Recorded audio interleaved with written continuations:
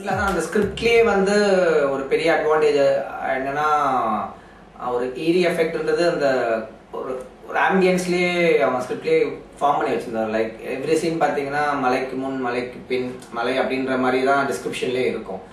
So first thing சன்லைட்டுன்ற ஒரு விஷயத்தையே நம்ம அவாய்ட் பண்ணிடலாம் அப்படின்னு சொல்லி தான் எங்களோட லைட்டிங் ஸ்கீம் எல்லாமே ஃபார்ம் பண்ணோம். அப்புறம் சின்ன சின்ன விஷயங்கள் தான் ஒரு கலர் பேலட் ஃபிக்ஸ் பண்ணோம். ஜென்ரலாக நம்ம இங்கே தமிழ் சினிமாவில் கலர் பேலட்ன்றது எத்தனை பேர் ஃபிக்ஸ் பண்ணுறாங்கன்றது தெரியல.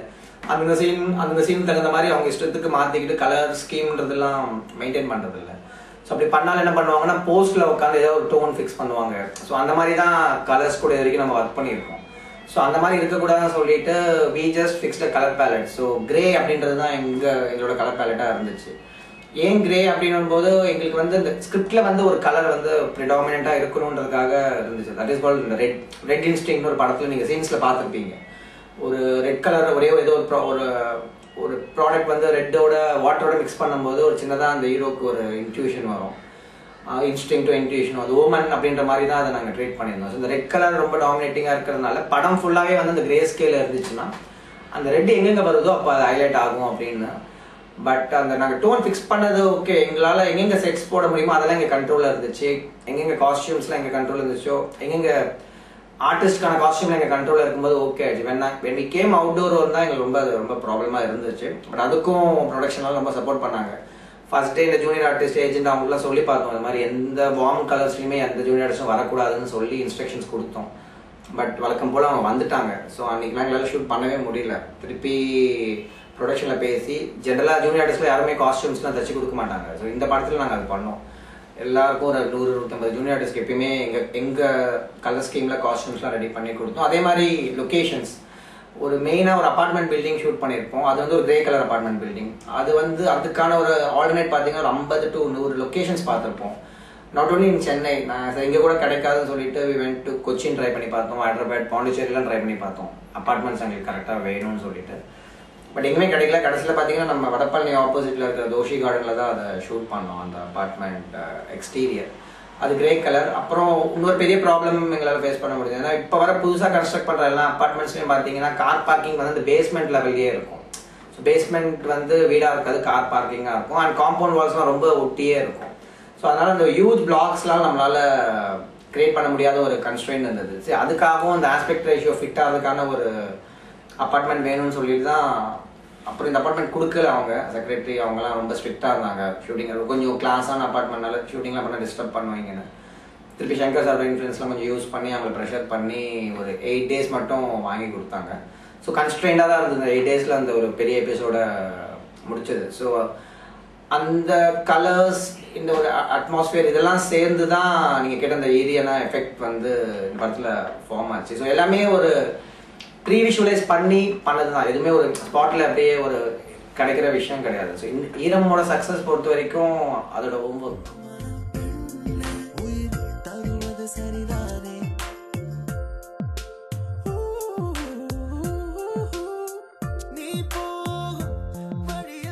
கோஸ்ட் பிரசன்ஸ் ஃபீல் பண்ணல. ஆக்சுவலி எங்கள் வீட்டில் ஒரு வாட்டி நடந்துச்சு, ப்ளஸ் ஆதி வீட்டில் ஒரு வாட்டி நடந்துச்சு. நாங்கள் இந்த மாதிரி இந்த நைட் ஃபுல்லாக தண்ணியெல்லாம் போட்டு ஷூட் பண்ணிகிட்டு இருப்போம். திடீர்னு ஆதி அவங்க வீட்டுக்கு போயிருக்கும் பார்த்தீங்கன்னா அதே மாதிரி யாரோ இந்த டேப் ஓப்பன் பண்ணிட்டு வீடு ஃபுல்லாகவே தண்ணி ஃபார்ம் ஆகிடுச்சு. அதை பார்த்து கொஞ்சம் பயந்தார் ஆக்சுவலி அவரும். அதே மாதிரி எங்கள் வீட்லேயும் நான் ஒரு நாள் அப்படியே அவசரமாக கிளம்பி வரும்போது மோட்டர் ஆஃப் ஆகிடுச்சு. ஸோ டேப் ஓப்பன் பண்ணி வந்துட்டேன். அதுக்கப்புறம் ஷூட்டிங் வந்த அப்புறம் அங்கேருந்து கீழே ஃபோன் பண்ணியிருந்தாங்க, இந்த மாதிரி தான் ஓவர்ஃப்ளோ ஆகுது. வீட்டுக்குள்ளே பார்த்தா வீடு ஃபுல்லாகவே தண்ணியாக தான் இருந்துச்சு. பட் கோஸ்ட் பிரசன்ஸ் அப்படின்ற மாதிரி எதுவும் பெருசாக நடக்கலை. நல்ல விஷயம் தான்.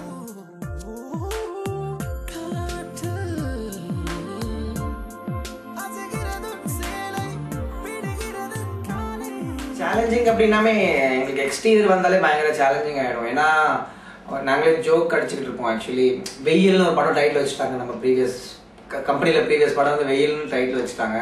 ரொம்ப ஈஸி. ஏன்னா சென்னையிலையும் சரி தமிழ்நாட்டிலும் சரி வெயில் வந்து அவ்வளோ ஈஸியாக ஒரு கிடைக்கிற ஒரு விஷயம்.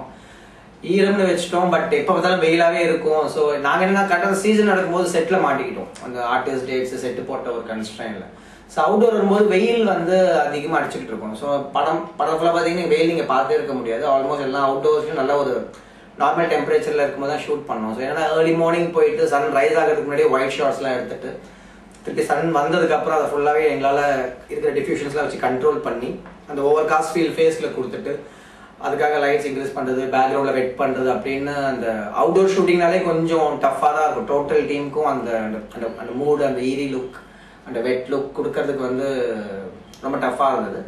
அதுக்கப்புறம் பார்த்தீங்கன்னா அந்த படத்தோட மேஜர் அந்த மர்டர் சீக்வன்சஸில் வந்து நிறைய அந்த வாட்டருக்கான சிஜி பண்ண வேண்டியிருந்துச்சு. அது வந்து பயங்கர கான்ஷியஸ் ஃபர்ஸ்ட் லெவலில் இருந்து. ஏன்னா நம்ம ஊரில் சிஜினாலே சிஜியாக தெரியும். ஸோ இந்த படத்தில் சிஜியாக தெரிஞ்சால் கண்டிப்பாக ஆடியன்ஸோட இன்ட்ராக்ஷன் போயிடும். சிஜின்னு தான் ஒரு ஃபேண்டசி எலிமெண்ட் தான் தெரிஞ்சிடும்.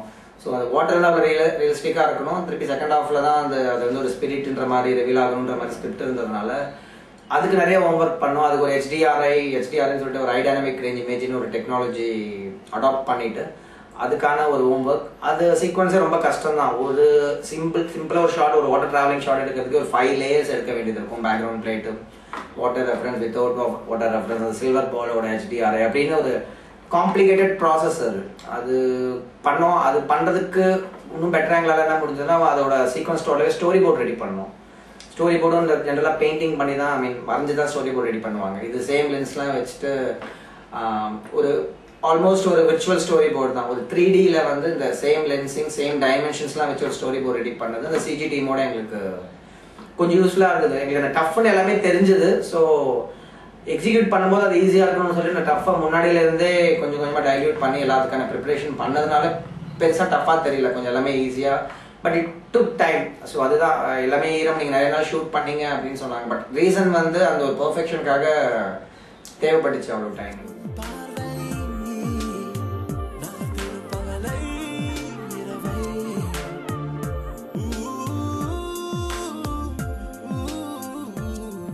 ஆக்சுவலி நிறைய பேர் இந்த ஈரம் பார்த்துட்டு நிறைய அப்ரிசியேஷன் வந்துச்சு. அதோட மேக்ஸிமம் கிரெடிட் அறிவலகருக்கு தான் போய் சேரணும். ஏன்னா இஸ் ஸோ பர்டிகுலர் அபவுட் அந்த விஷுவலைசேஷன் அந்த லைட்டிங் முதல் கொண்டு இல் ஹேவ் மச் மோர் இன்வால்மெண்ட். ஒரு ஜென்ரலாக நம்ம ஆர்டிஸ்ட் பர்ஃபார்ம் பண்ணுறாங்க அப்படின்றதுக்காக நம்ம கொஞ்சம் அந்த ஃபேஸில் கொஞ்சம் டீட்டெயில் தெரிஞ்சு லைட் பண்ணி வச்சுருப்போம். அவருக்கு வந்து அந்த டீட்டெயிலே வேணாம் அப்படின்ட்டு வேணாம், அந்த லைட்டிங் வேணாம். ஏன்னா நம்ம எல்லாமே கொஞ்சம் புது ஆர்டிஸ்ட்லாம் யூஸ் பண்ணிக்கிட்டு இருக்கோம். ஸோ நீ இவ்வளோ லைட் பண்ணனா அவங்களோட எக்ஸ்பிரஷன்ஸ் நிறையா தெரிஞ்சு அவங்க சப்போஸ் தப்பாக பர்ஃபார்ம் பண்ணலாங்கிற மாதிரி வந்துடும். ஸோ அதனால கொஞ்சம் லைட்டை வந்து ரொம்ப கம்மியாக வைங்கன்னு சொல்லிட்டு படம் ஃபுல்லாகவே அந்த லைட்டிங் கண்ட்ரோல் அவர் எடுத்துக்கிட்டு எங்கே வேணும் எங்கே வேணான்றது நிறைய டிசிஷனுக்கு ஹெல்ப்ஃபுல்லாக இருந்தார். அந்த மாதிரி each and every block. So நிறைய எங்கெங்கே மூமெண்ட்ஸ் தேவைப்படும் எங்கெங்கே வேணான்னு சொல்லிட்டு ஷார்ட் டிவிஷன்லேயே நிறைய ரெஸ்ட்ரிக்ஷன்ஸ்லாம் அவரே பண்ணிக்கிட்டு ஸோ என்னோட வேல்யூ ஆல்மோஸ்ட் அவர் சிம்பிளாக பண்ணிட்டார். ஜென்ரலாக எல்லாருக்குமே நிறைய பேர் கேட்பாங்க இந்த இந்த கொஸ்டின், எப்படி சில படங்கள் மட்டும் ஏன் விஷுவலாக நல்லா இருக்கு அப்படின்னு வரும்போது அந்த விஷுவலாக நல்லா இருக்கிற படத்தில் பார்த்தீங்கன்னா அதுக்கான ஃபுல் கிரெடிட் பார்த்தீங்கன்னா அந்த படத்தோட டைரக்டருக்கு தான் போய் சேரும். ஓகே, ஏன்னா அவர் தான் வந்து அந்த ஒரு விஷுவல் ஒரு பிளாட்ஃபார்மை ரெடி பண்ணி கரெக்டான டைம் அந்த ஒரு 6 மணிக்கு அந்த ஷார்ட் எடுக்கணும், 6 மணிக்கு ஷார்ட் எடுக்கணும்னா அந்த டேரக்டர் தான் போய் சேரும். நம்ம என்னதான் நம்ம போராடினாலும் அந்த ஆர்டிஸ்ட்டை வர வச்சு டைலாக்லாம் ரெடி பண்ணி டேக் போகிறதுன்றது அவங்க கண்ட்ரோலில் தான் இருக்கும். ஸோ அந்த மாதிரி டோட்டல் ஆர்டிஸ்ட் அண்ட் அறிவலகன் வந்து நல்லா கோஆப்ரேட் பண்ணார். ஸோ என்னோட எக்ஸ்பீரியன்ஸ் வந்து இந்த ப்ராஜெக்ட் எப்படி யூஸ்ஃபுல்லாக ஆச்சுன்னா அந்த எக்ஸிக்யூஷன் பண்ணுறதுக்கு, ஸோ எல்லாரையும் அசம்பிள் பண்ணி அந்த இவ்வளோ பெரிய டீமை ஆர்கனைஸ் பண்ணுறதுக்கான விஷயங்கள் என் சைட்லேருந்து நிறைய இன்புட்ஸ் கிடச்சிது. பட் அவர் சைட்லேருந்து தான் நிறைய இந்த சினிமாட்டோகிராஃபிக்கான விஷயங்கள்லாம் இன்புட்ஸ் கிடச்சிது. ஸோ அது வந்து ஒரு ஓவராலாக ஒரு டேரக்டர் சைடில் கிடச்சதுனால அந்த டோன் எங்களால் மெயின்டைன் பண்ண முடிஞ்சு இந்த படம் end of the day product பார்க்கும்போது ஒரு ஃபுல் ஃப்ளெஜ்டு ஒரு விஷுவல் ப்ராஜெக்டாக அமைஞ்சது.